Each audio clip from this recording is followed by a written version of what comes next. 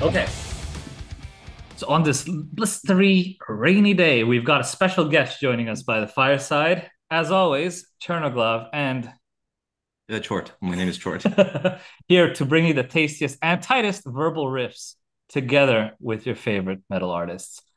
Super excited today as we have someone we've been wanting to talk to. He's making his way across the Atlantic on the hushed wings of an owl. It's Nate Garrett, mastermind of Spirit Adrift. They've got a radical new album on the way called Ghost at the Gallows that will be unleashed on your unsuspecting ears on August 18th, 2023. No frills, no gimmicks, just pure sweet heavy metal. Pure metal. We were lucky enough to have this album worm into our skulls a bit early, and let me tell you, it blasted the shingles off the Citadel. Goosebumps. And a couple of songs that will absolutely kill live. It will become future classics in the catalog, no doubt. We're really excited. Nate, welcome to the Citadel. Welcome, man. Thank you. What an introduction. I'm flattered. Thanks so much. Cheers. We'll kick this off with a little bit of a rapid fire round. So the point of this is you will have to choose between one of the two options. Pick your gut feel, and then we'll get on the interview. Let's loosen it up first. So here we go. Hypo negative or carnivore? Typo negative. Oh, clean, clean. Good, good. Topo Chico or San Pellegrino? Topo Chico, easy. That was easier than the first one. 100 squats or 100 deadlifts? Oh my God. I can't really do either of those heavy. So I would say maybe 100 deadlifts. 100 deadlifts. Also, that Yeah. was within 1 hour, by the way. So bad. Oh yeah, I could do that for sure. Georges St. Pierre or Francis Ngannou? Oh my God. Man, I gotta say Francis, just because of what he came from, the challenges that he came from. George was kind of lower middle class. Francis was like working in a mine. So That's I'll true. I'll Yeah. say I'll say Francis, I It's the guess. story behind it. Sabotage or Paranoid? We're talking albums. Sabotage. Sabotage. And finally, UK tour with Witch Hazel or UK tour with Poison Ruin, but you also have to stop at our house. Witch Hazel. You don't want to stop by. All right. We All can right. stop So by happy with to have them, you but here.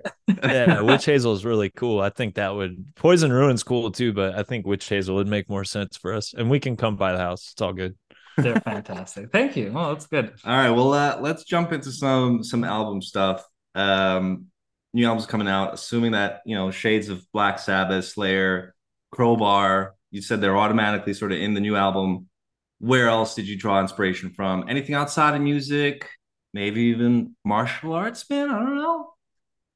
Not so much martial arts now. Although, doing physical stuff can unlock some creative doors mentally, I think. But the big thing was like moving back to the South. I grew up in the Southern United States, and a lot of the music that I grew up with was a product of the Southern United States. The blues and old country, and I grew up pre-internet, so hearing FM rock radio, all the guitar harmonies, Boston and Thin Lizzy, and even stuff like Tom Petty, stuff like that, Blue Oyster Cult.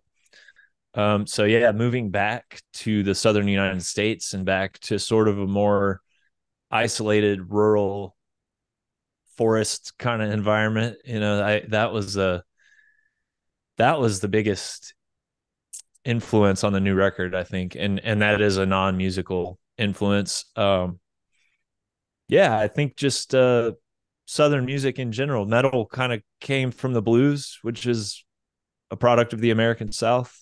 I Mhm. think some metal came from like classical music, but I think I tend to lean more towards stuff that maybe you could trace back to the blues. I do like Uli John Roth and Scorpions and stuff. They have a little like neoclassical stuff going on, but yeah, you can all trace it back to the blues. You guys are not going to fucking believe this.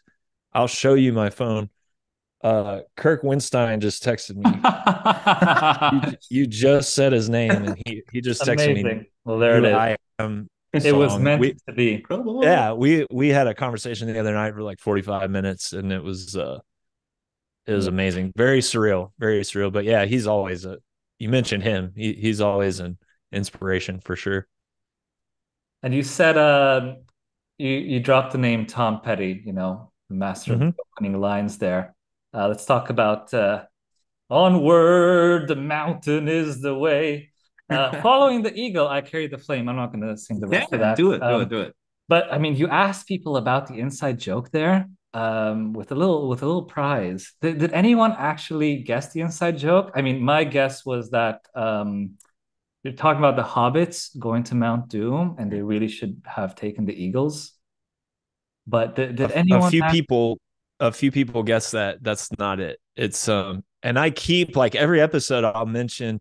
Actually, the Making of Forge Your Future episode just came out today. This is July 26th. It Yeah. just came out today, and I got as close as I could to just giving it away. So if somebody doesn't get it off of the latest episode, it's just probably not going to happen. Okay. Well, somebody else Yeah. will give away one of a signed headshot of our new photo shoot. I Oh think wow, so cute. we, That's we such a had valuable product. it's super valuable. It was great. It's a little cemetery photo shoot. But any other fun lyrical moments on this album, or was it quite dark lyrically? Is there any kind of other moments that you can tell us about, just in terms of writing the lyrics? Um, yeah, I don't know if fun would be a word. I do get excited when the words or the riffs or the arrangements just sort of like naturally work themselves out how they are supposed to be. It almost feels like a passive process when it's done right. It's very fulfilling. I would say fulfilling. The lyrics are mostly like really trying to exercise a lot of the negative stuff I went through the past couple years. A lot of death and a lot of challenges that we all faced. So there's some like Hangman's Revenge has some like pretty angry stuff. I guess that was bordering on fun, like writing, getting out some violent homicidal thoughts. It's just kind of like an old school Music is metal, therapy. yeah, Yeah. metal tradition. Um, yeah, I don't know if fun would be the right word, but definitely, yeah, definitely Yeah. meaningful. Yeah, absolutely. Because the themes of the album are really much more about, I think you said it was more the grieving process. Obviously, there was some death as well. Is this something that you've kind of always wanted to write about, that was pent up, or was it just recent events more than Yeah, anything? whatever I'm experiencing in the moment in life is what gets written about in Spirit Adrift songs, and it's been that way since the beginning. And they're not that wasn't really an intentional process or anything like that. That's just kind of how it's always been. Because I'm always experiencing something intense. Like you could say a lot of things about my life. It's definitely not boring. It's that is the defining characteristic of it is it's not boring. And so whatever I'm going through in the year long period, normally this one was more like 2 years. Whatever I'm experiencing in real life over that period of time is what ends up on the record more often than not. And sometimes that can be like very specific day-to-day things, or sometimes that can be like uh questions, metaphysical questions that I've been thinking about my whole life. So there's a combination of, and then sometimes it's both of those things at the same time. So yeah, it was just it was really a direct response to what's been going on the past couple years. Yeah. Right. Okay. And in terms of when a song is done, or if it ever is done, like do you have that feeling that you're like, yeah, okay, this is the best possible thing I can churn out right now. Boom, slap a label on it, or you're like, it's never really done. You're that perfectionist. You want to go back and be like, oh man, I should have tweaked this. I should have done this slightly differently. That's a good question. There's a couple of different like road signs or indicators that I get to. Uh One of them, I don't ever really get to the point where I'm like, oh, that song is finished, because even you start to learn that even once you've recorded the album, once you start playing the songs live for like a year or two, you're going to start changing stuff here and there, partially because you get bored or you figured out better ways of doing something. Um, what I will say during the writing process is I think a pivotal moment with a song is when I'm sure deep down, all the way to the unconscious and subconscious mind, that there's nothing wrong with it. I think it's more of a matter of like knowing when there's an internal voice that tells me, even when I don't want to hear it, if there's something not right with the song. And so when I fix all of that, I can kind of like set it aside and at least a little bit, or then the process becomes not what do I need to fix with this song, but then it becomes like what can I add to or take away from the song to make it even better. Like there's nothing wrong with it now, but what can I do to make it even better and better and better and better? And that continues on into the studio and into the live realm. Right. Okay. Okay. Well, you just touched on that in terms of the process, but I mean, how difficult was the process for Enlightened in Eternity versus now, sort of this time around? Do you find yourself, it's a little bit more streamlined, a little bit harder? Um, the writing process for Enlightened was pretty easy because I made it that way. That was part of the deal I made to myself to start working on another album, because I didn't really want to start working on another album because Divided by Darkness was so hard. And that one was hard because I made it that way. um, so Enlighten was easy, but then I wonder sometimes, like, should I have been harder on myself throughout that whole process? I'm glad I wasn't, because although the writing process was really enjoyable, I was going through a lot of difficult stuff when we recorded it. So I was kind of glad that I hadn't been torturing myself for like a year already up to that point. This record, uh, it's the longest and the hardest I ever worked on a record, for sure. Divided was like very intense. That whole process was intense. Um, Partially because I was like intentionally invoking some negative, dark, crazy stuff. This one was just really intense, like me trying to write and arrange the best songs and the best music that I could and get the best performances that I could. And it was just a really long process, partially due to COVID. We didn't want to, we Yeah. put out 3 releases in COVID pretty much. And we didn't want to put another like full length album out in COVID. So I really took my time and worked and worked and worked and worked. I wrote and demoed probably like 20 songs for the album, probably around 30 total, but 3 of them got used for Forge Your Future and 2 of them got used for 20 Centuries Gone. So it was a lot. Yeah, it was a lot of work. I would say is definitely the most work that I've put into a Spirit Adrift album, which is saying something for sure. Yeah. And I gotta say, having heard some of the songs, it really paid off. And, from what you've said, you could probably also see it in the entire presentation of the album. You have that booklet with all the artwork and everything. So it's like the total cohesive package. So I can't wait to get it in my hands.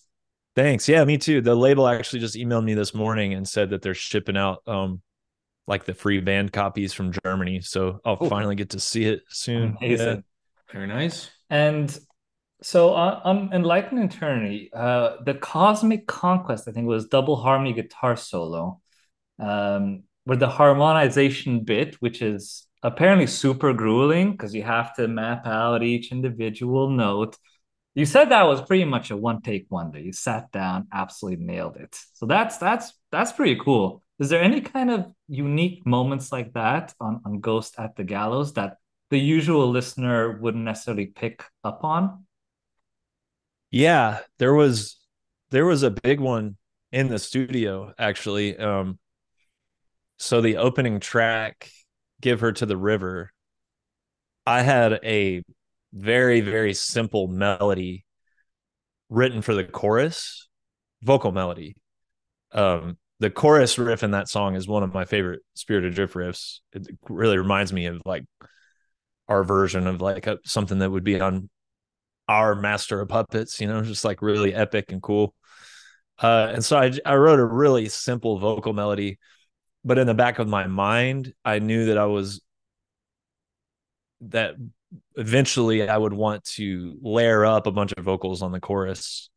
I've always, since the beginning, I've always kind of done these pseudo choirs. Devin Townsend does it too. He's got a video actually about how he does that in the studio. But you just layer up your own voice. You sing four of one note and then find a harmony and sing 4 or 6 of that and find another harmony and sing 4 of that. And it sounds like a choir. But what I've never really done is do that, but do like movements. Usually it's just one big note all together. So I knew for the chorus of Give Her to the River, I wanted to do that choir thing, but have it move around. And like have it be sort of a call and response thing. And I just sort of vaguely described that to Jeff Henson, who was producing the album at this point in Texas. And it was at the end of the day of like a really, really long day of tracking. And we were just going to lay down like scratch vocals there at the end of the day, just so we had something to think about and come back and do it proper some other time. And it was one of those like really, really manic, like you get sucked into this manic state when you're like on the right track of something. And I laid down all the like choir harmony vocals without having like really thought it through beforehand or arranged it or planning it or anything like that. Just sort of did it. And we listened to it at the end of the day, and you're fried. It's kind of hard to tell if something's good or not at that point. We're like, okay, that's cool. Yeah, we can do it for real. Like when we come back, we came back and listened to it, and we were like, we just kept it. It's on the album. Oh, amazing. Wow. That actually segues into my next question, because I was going to say, and I mean, you've been in a bunch of bands, you're this large sort of creative force, and how do you not burn out? But maybe what you just told me is near that burnout stage is when you get even more creative for some reason. Yeah. But yeah, I mean, how do you keep doing it, man? How do you keep like pushing sort of these boundaries of creativity? And what can you tell us for to do podcast? Yeah, I don't know. I'm just like on the line of being perpetually burned out for 20 years, It's at the edge where the creativity comes from, probably, Yeah. Yeah.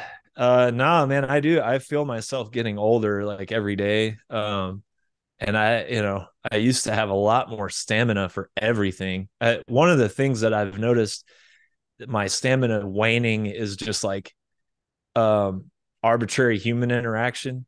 Like I'm fine with human interaction at shows because that's kind of like my environment. That's where I feel like I belong. But just like leaving my house and going and interacting with people, I feel my stamina definitely waning there. But the creative stamina is still there. It's just if anything, it's getting stronger, and like my physical stamina and my mental stamina is not what it used to be at all. But I have to do the same things that every other human that's ever aged does, which is like you really have to start thinking about what you're putting into your body, what you're putting into your mind. You have to really like take action to maintain and improve your physical health and your mental health. And for me, also like spiritual, I do a lot of meditating and things that I look at as like maintaining my spiritual condition. Yeah, just taking care of yourself, But yeah, picking up a guitar is like that doesn't ever really seem like like sometimes practicing our live set seems like a task that I have to complete, but picking up the guitar and doing something creative with it never seems like a task. It almost more kind of seems like medicine or therapy. So it's like something that is great every time that I really look forward to. Like I've been writing, I've got the skeletons of like 3 songs, and they all just came out within the last week. And anytime that happens, it instantaneously makes me feel better no matter what's going on in my life. So the creative drive, I think, will always be there because it makes me feel better. It's never like, oh, it's never like a schlep to fucking pick up the guitar and play something. It's always like rejuvenating. Yeah. And then, that's what I love about Spirit Adrift. Yeah, just going for it, just whatever's inside, get it out in these songs. Yeah. And it comes out into these. I love what you mentioned before. It's like you have these kind of who gives a fuck moments as an artist. And I think one of the example you gave was, you had the two beautiful dogs on the cover of the last album. I think one of them was yours. Yeah. Yeah. And I think that's brilliant. Just going for it. Who cares what everyone else thinks? This is your, vision. And it's the right choice. Is there any kind of who gives a fuck moments on Ghost at the Gallows as well? A ton. Yeah. I mean, it's the whole thing. That's what separates an artist from a person that wants attention and accolades. I don't think the two should ever intermingle. I don't think that an artist should ever be a person that wants attention and accolades, because then it's not, there's something like it's prostitution. It's not art anymore, you know? But yeah, I mean, the vocal thing I just mentioned from Give Her to the River, there's not a whole lot of metal bands that would be like, yeah, we should put like it almost sounds like something a band like Churches would do, or like some, A great band. Yeah. yeah, it's almost sounds like they, and Def Leppard did it way back in the day, but they sample their voices and then they trigger their own voices on a keyboard. So it's like very cut off, and they can write like arrangements and movements a little bit easier that way. Def Leppard did that way back in the day.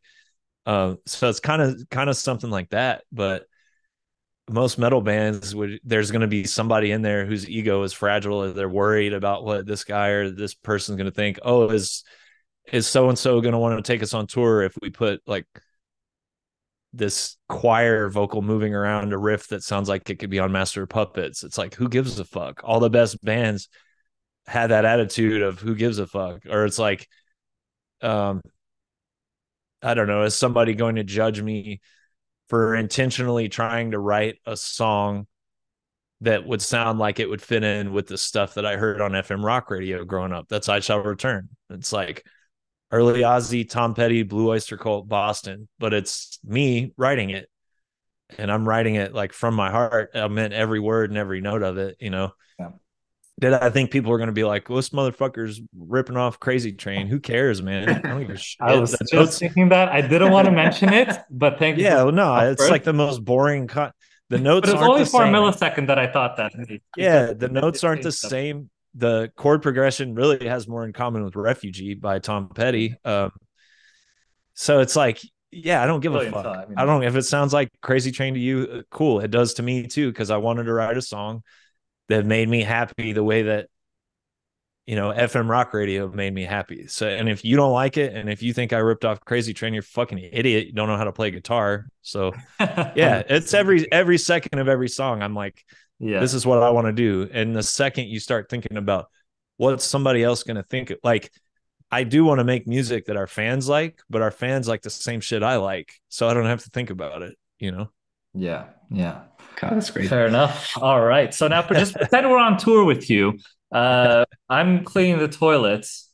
Chort is doing a run for bagels. I'll do bagel runs. We just assume cream cheese, and we're sorry if that's not what you wanted. It's got to go back now. It's a whole thing. But yeah, but in terms of a Spirit Adrift show, what would that look like for the next sort of touring cycle, assuming there's no monetary limits? Zero for stage setting. At sky's the limit. You can do whatever you want, man. Where would you? Yeah. What are we looking at? My favorite stage setups are like pretty straightforward. I think Metallica on Master of Puppets, when they had the crosses going back into the album artwork, even Justice, like the Seattle 89 Seattle 89 show, where they have Lady Justice just like falling apart. So there's a little bit of production, but it's not covering up. It's not overcompensating for a weak ass band. Like you could put Metallica 89 on a stage with no lights and no nothing, and everyone would leave happy, So I think even if budget was of no issue, it would be pretty simple. Full stacks. Obviously, we already have full stacks. We just need to get a bigger trailer. All right. But yeah, black and white. I think we got a black and white thing going on stage, which is cool. I play black guitar. Tom plays white guitar. Mike's kit is black and white. Sonny plays a black bass. We have black and white cabs and black and white logo. Fog is cool. Lights are cool. Artwork. We've had a lot of really talented people contribute visually to this band. So, we could put some this is all stuff that I'm planning too, by the way. Put great. the covers on the budget on the cabs with some artwork on there, and yeah, keep it straightforward. I like explosions and stuff like that too. Maybe one day, but I think you can do a lot just with fog and maybe a couple of little props here and there, and that's it. I mean, like you said in the intro, we don't have a shtick, so Metallica 89 is as far as I would want to take it. I mean, even Metallica today, they're not doing too much. They're just playing their songs. Let the music speak for itself. Yeah. Well, having said that, you wrote a list recently. I think it was after the Midnight tour, which love. Great Midnight. I fucking love Midnight. But you wrote a list of the bands that you want to tour with.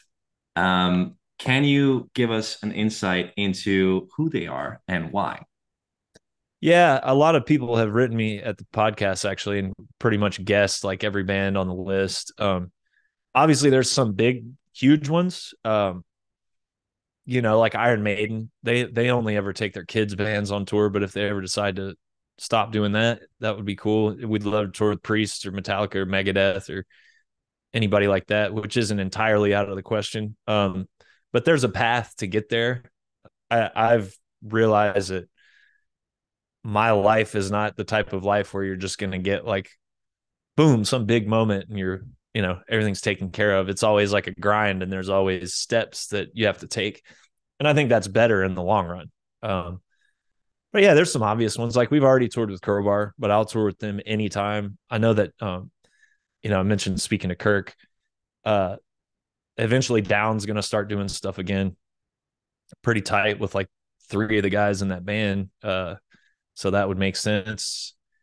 What else? Like High on Fire's put a new record out next year. We've played with them. We're friendly with them. And I think, there's not a whole lot of bands in this current generation that are like actually out there touring and stuff that I would say are just straight up metal bands without some like tag or subgenre thing or whatever.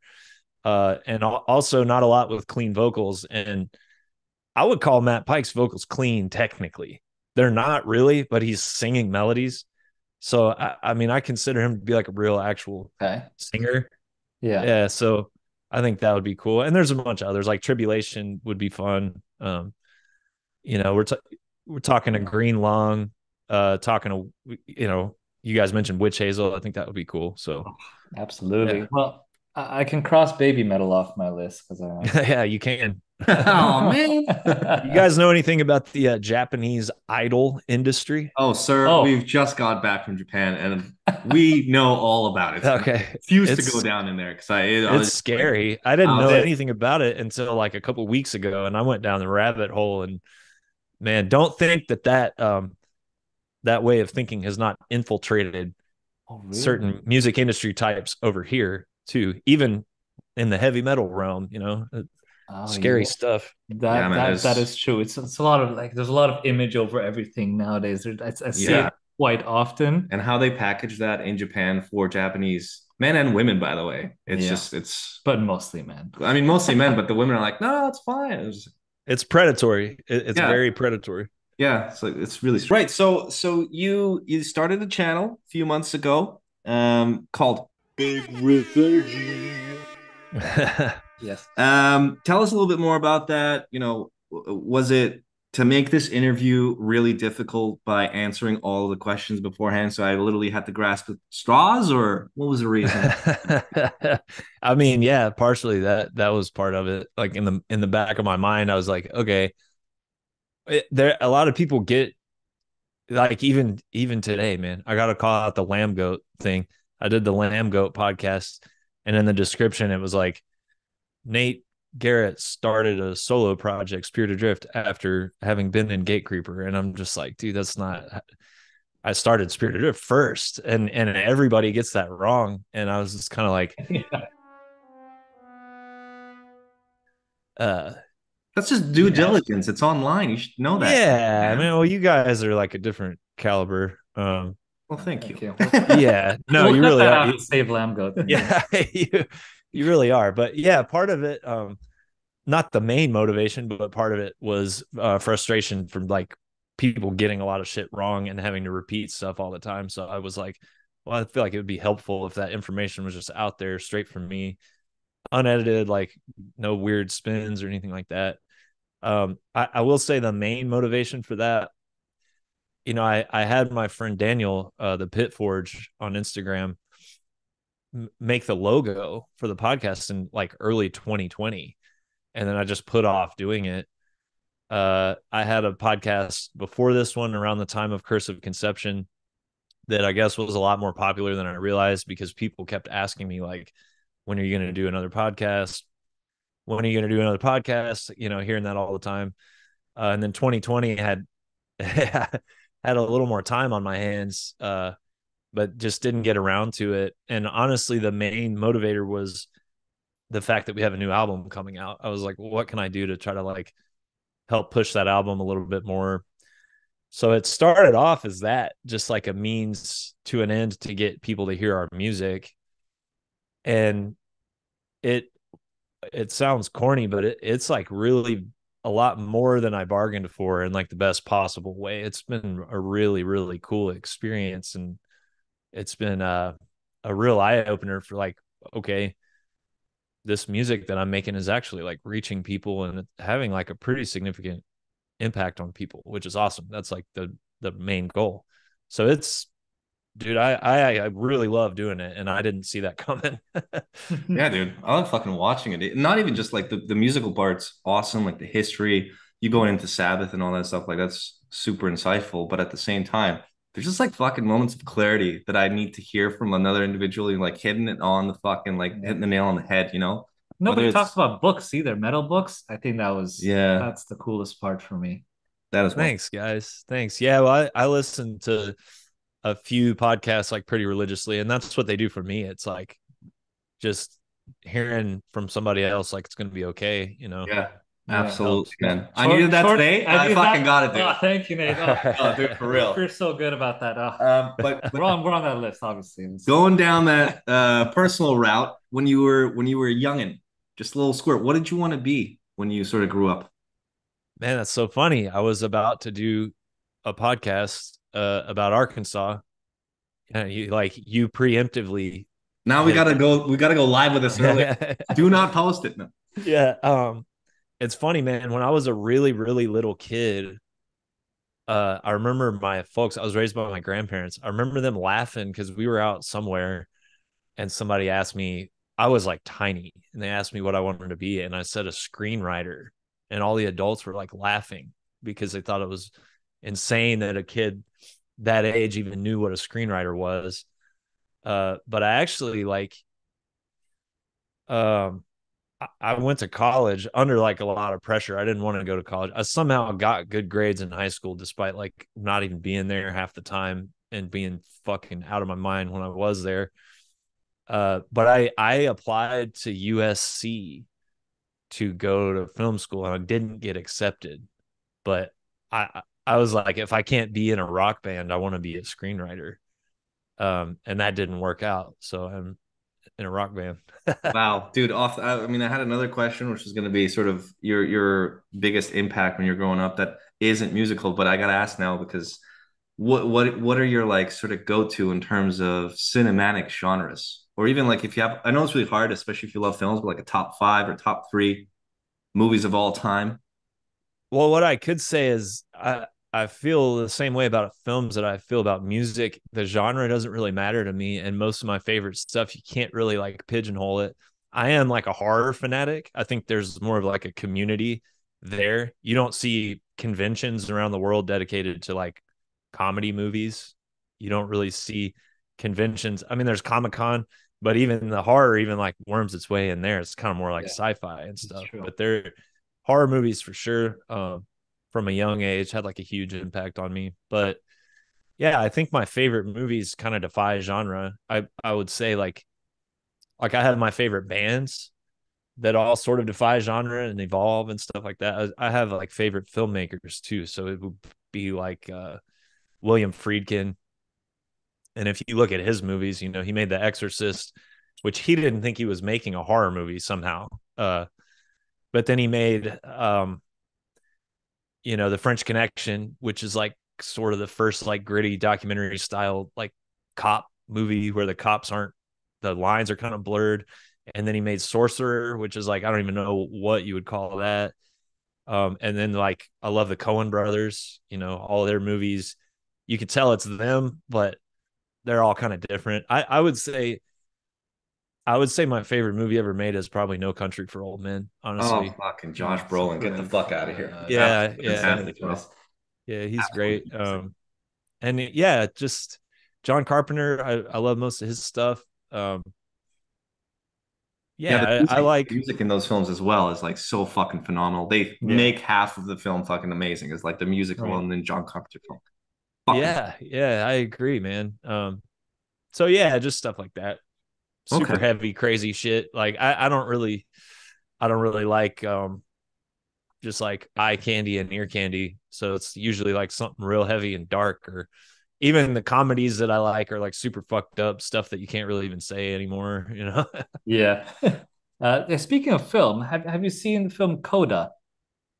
I haven't. I did see that question. Yeah, I mean, I'm the product of two deaf people having a baby, you know. I did see The Sound of Metal, where the drummer loses his hearing. Oh, yeah. That was and film. I was pretty amazed at how you know, I grew up around a deaf father, and I think they really nailed how isolating it is to have that kind of disability. That's something that not a lot of people acknowledge.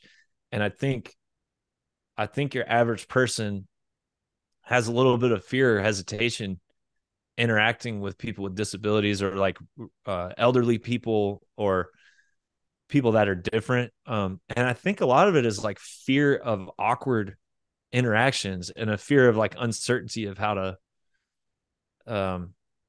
just chill the fuck out around people that are a little different, you know. And I thought, I didn't see Coda, but I thought Sound of Metal was really nailed that, you know. Yeah, I mean, I highly recommend it. I was only thinking about it because it was the daughter of deaf parents, but she wanted to go into music and she really wanted to pursue this musical dream, and like her parents didn't quite get it. They wanted to stay in the fishery because they were fishermen. So yeah, check it out. Yeah, I've had my family members telling me that it's great and to check it out. Maybe I'm like scared to watch it. I don't know. I should watch it though. It could be it's pretty emotional film as well. So yeah, those are some of your top films. Well, you know, you showed up also your top albums of 2023 in one of your recent podcasts.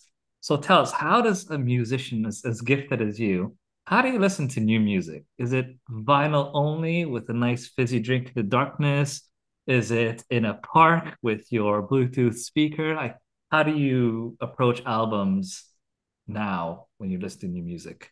Man, it just depends. Like, I've got the new Church of Misery album right behind me, and I've loved that band for a very long time. And Japanese, aren't they? Yeah. Japanese. Every song is devoted to a cult leader or serial killer, real life cult leader or serial killer. English is not their first language, but they sing in English, so it's like really special. It's just different. It sounds amazing. I haven't heard. Yeah, the back of the album says "Worship, Riff, or Die," so that gives you an idea. Yeah, but I heard that one driving the other day. I was driving to Tractor Supply to get some deer feed for our deer feeders out here. So yeah, I like vinyl. The experience of sitting down in this office or like creative hub, whatever you want to call it, and listening to vinyl on big speakers is really cool. But most often I don't have the time to do that unless it's something I really, really, really want to hear. I also have a process. I take really, really hot Epsom salt baths sometimes at Wow. night Yeah. before I go to bed. And I get I'm giving away too much. More. Yeah, like, yeah, this It's is to Dude, it's fine. recover from the intense Yeah, sessions at the gym. intense heat or intense cold. I get some of my best ideas. I don't know why. Like, I get a lot of really good ideas when I'm half asleep or under intense like cardio, or intense heat or intense cold. And a lot of times I'll listen to music on a Bluetooth speaker in there with like all the lights off and stuff. So it just depends. Wow. Hot and cold. Balance Yeah. of life. Speaking of balance of life philosophies, which I think you are very philosophical, probably you could write a book, I think, on philosophy based on what I've just listened to on the podcast. But in terms of philosophy, it looks to be a very important part of your life, and Stoicism in general. I mean, sort of, is that what drives you to sort of calm down when things are getting too much? And if so, how do you practice it? Because I'm a rageaholic, You're and on edge I'm all the constantly on time. edge, and I will not admit it because that's the first step to You recovery. broke our door at this. No. So like, how do you manage all that? And your life, dude, is like a million times more stressful than ours. So I can only imagine, like, I'd fly off the handle every single second. I do still. Yeah, it's just the Stoicism was strictly out of necessity. Getting sober back in 2015, the program of recovery that I'm in, it has a little bit of all kinds of different philosophies and religions in it. And it seems like these guys just picked like the shit that actually works for people on a day-to-day basis. Like, forget all these weird details about like this one begat that one, and then there was a flood and this shit and all that bullshit that is like, if you think about it for 2 seconds, you're like, that's not possible. There are some great teachings in some of those holy books. And what's cool to me is like a lot of these guys like Marcus Aurelius and then even Confucius way before him, these guys that had really cool lives and managed to find some semblance of peace, they all sort of arrived at the same conclusions. And those are the parts of Christianity that I like, or Islam or mysticism or Buddhism or Stoicism or whatever. So yeah, it's all just the Stoicism seems to be the most practical for me. And yeah, I just want to feel good. And when I was getting fucked up for 15 years on drugs and alcohol, I just wanted to feel good, and that stopped making me feel good. And so now I'm like, what makes me feel good? And trying to practice the Stoicism stuff seems to reduce the amount of suffering in my life. Fair enough. Okay. Yeah, I mean that's really interesting off the tangent, but I mean I couldn't agree more. I feel like there's so much. While I don't subscribe to organized religion whatsoever, and I think I'm an atheist, but there is a lot of wisdom in there, and I think it gets bastardized a lot of the time, and Yeah, people ruin commercialized. everything. People fucking ruin everything. Like, it's those teachings, there's cool stuff in there, and it's the people in Oklahoma teaching Sunday school that ruined it for me. It's the people like fucking Greg Abbott here in Texas who's like banning abortion because of Jesus. I don't. Yeah. Oh yeah. Fuck off, man. Like, I think Jesus would have compassion for a young woman that desperately needed an abortion due to Yeah, some really absolutely. terrible circumstances. That's what Jesus would do, I think. But yeah, people ruin fucking everything. It's not Jesus's fault, some of it. Yeah. I mean, young Chernoglov here, when I was little, I was going to church. I think I was maybe 9 years old. And I was an Orthodox church and I was Catholic or something at the time. And then I got denied communion in front of the whole church. And that was like the worst experience of my life. And you There know you what? go. I said, at that moment, I said, Fuck this. fuck this. I'm going to start Terrible. a podcast. And here we are. Yes. But Yeah, I don't think Jesus would have denied you communion according to the book that these people claim to believe in. So it's fuck people, dude, forever. amen to that. Amen to that, man. You just mentioned him, but Aurelius, Seneca, two great thinkers. Who, in your opinion, do you think though would write better lyrics? Better Boom. lyrics? That's right. Okay. See, I did glance at your questions and I read it as who would write better riffs. Isn't that Oh, I funny? see. Yeah, that is probably what we wrote. But Yeah, then I that's was like, probably. why would they write riffs? Yeah, It's I was not like, like they had a fucking amp. well, they had a So I lute was or like, They probably something. had They it must have could they had a lute. must hum. have had a lute. That's true, actually. Well, so I don't know much about Seneca, honestly. I've read Marcus Aurelius's book and I don't know a ton about him. You know, I've seen Gladiator and shit, but that's about it. Yeah, Dude, just based like off, me, man. yeah, Yeah. based off Gladiator alone. I mean, Marcus Yeah. is pretty But good. from what I can tell, I glanced at Seneca's Wikipedia page, which is how I think Bruce Dickinson wrote Alexander the Great. He's just like reading off his Yeah, Wikipedia yeah, page. yeah, yeah. But so Seneca seemed to be like more of like a drama kid, and Marcus Aurelius was a boxer and a wrestler and went to war a bunch of times. So I think Marcus Aurelius would write better riffs and lyrics, Yeah, probably. he's seen He's more seen some shit. experience. Yeah, Yeah, It's like that dude from Predator. It's in the yeah, tree. yeah. absolutely. All right. Well, another one, how do you navigate the balance between artistic integrity and external recognition, something you touched on recently, but how important is it for you sort of to be recognized for your work? I'm already thinking probably Not much. not much. It's the fact that you love the music and that's what gets you pumping. Yeah, well, I think artists are just as prone as anybody, if not more prone to like vacillate between bouts of egomaniacal mania Mm-hmm. and like I guess I should say egomania, right? Or just like feeling completely worthless. So it is tempting, I think, to want to get outside approval, but outside approval will never satisfy the ego ever, ever, never, ever, ever. And I'm not a huge deal, and even at the point I'm at right now in my artistic career or whatever, I've already made myself aware of that. That the only way that you can feel satisfied is to figure out how to counteract that the ego's desire for approval or recognition or whatever. And Ego is the obstacle. Yeah.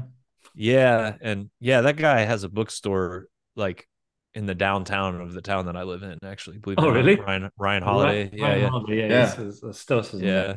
Like Randy from Lamb of God was down here a while back because I Oh, guess he read cool. all that guy's books when he was in prison. Huh. Um, yeah, heavy stuff going on down here. But Yeah, absolutely. yeah, And I just the only way all my favorite artists have all come to this conclusion too. All of the artists that are worth a shit, they maybe had like ups and downs in their career, but the only way that they've ever been satisfied is by knowing internally that they made something that they really wanted to make that was unaffected by any sort of outside influence, you know. yeah, no, it's true. We're getting down to the last few questions here. Again, you talk about this kind of recognition. Obviously, being recognized by the fans is hugely important. I saw that you also interact with them on some of the music videos that you put out. I saw a really nice one on Barn Burner where you had that cool Tipton comparison as well. And Yeah. I think you said, oh yeah, it's a great comment.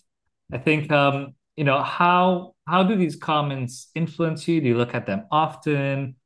Do you sometimes take fan suggestions into your music? So how does that work?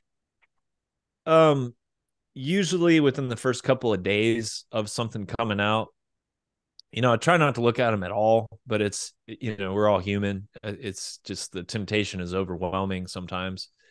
I do want to know if what I'm doing is like successful by certain metrics. So I want to see the amount of views and stuff like that. Just to get a feel because, I'm basically the manager of the band and always have been. I wear a lot of hats and you know, it can be complicated sometimes because a band manager is all numbers and all, oh, this is how this is trending and this one trended this way and this. So I try to do a little bit of that, just getting a gauge of like where Spirit Adrift might fit in on like a tour or like what demographic we're resonating with or whatever. Uh, as far as like the music videos, usually within the first couple days, I'll just kind of go through, and if there's a really cool comment, I'll just let the person know that I saw it. I think that's nice if you're a fan of the band and you're commenting. Like, what's funny is a lot of dudes in bands will pretend that they're not paying any attention, and they are, but they don't want anybody to know that. I don't really care. I try not to pay too much attention, but yeah, I'll focus on what I like and ignore what I don't like. But at the end of the day, good feedback is bad for you and bad feedback is bad for you. If you're a real artist, they're both just like bad. Stay away. Yeah. All right. Okay. Well, we've got two more questions. What can we expect on the next tour? Yeah, playing some new songs as good as we can. Yeah, that's it. Just like putting on the best possible show that we can. Is it world tour or is it? You'll see. We're working on stuff, man. We're working on stuff. Yeah. Ooh, okay. Well, if you're in London, Absolutely. Yeah, I'm sure we'll be back in London at some point. Hell yeah. Okay. All right. Well, what's the best way we could support Spirit Adrift? Obviously, get the new album August 18th. Yeah. Go to spiritadrift.com, buy some merch, buy the new album. Really, what's most important to me is albums, making albums, like physical albums. And the best way to support us is to buy our album. Yeah. And the best way for people to find out about our album isn't really through like big metal sites and stuff like that.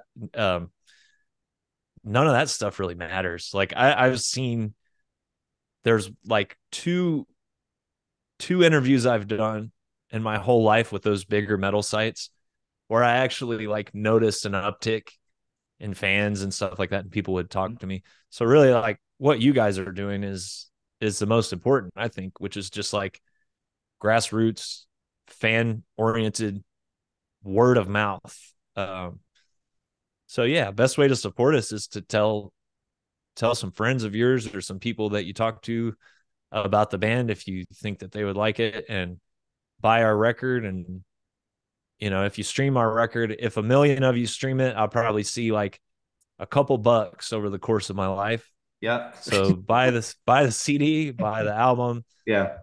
Our stuff's on Bandcamp as well. That's a good way to support us. And obviously come see us on tour. Definitely come see us on tour. Yeah. Fuck yeah. Absolutely. Fantastic. Tour. Absolutely get the album. And don't listen to it on Spotify. No, I mean, you get the vinyl. We're on Spotify. Yeah, if you buy the vinyl or CD, you can illegally download. Like, you can download it off SoulSeek. I don't care. Go. That's always been my MO. Like, if I buy the vinyl or the CD, then I feel like I got the right. Then if I want to download it illegally on my computer, I'll go ahead and do so. And I don't have a problem with that. If that's what you want to do. Bless, man. Awesome, man. Well, dude, thank you so much. We're cutting it really on the line here. I know you got other stuff to do, so we appreciate you coming on, man, and talking with us. It was absolutely fucking phenomenal to have you on. Thank you, guys. Yeah, that was a lot of fun, man. Awesome. All right, guys, take care, everyone. Thank you, Nate. Thank you. Bye-bye.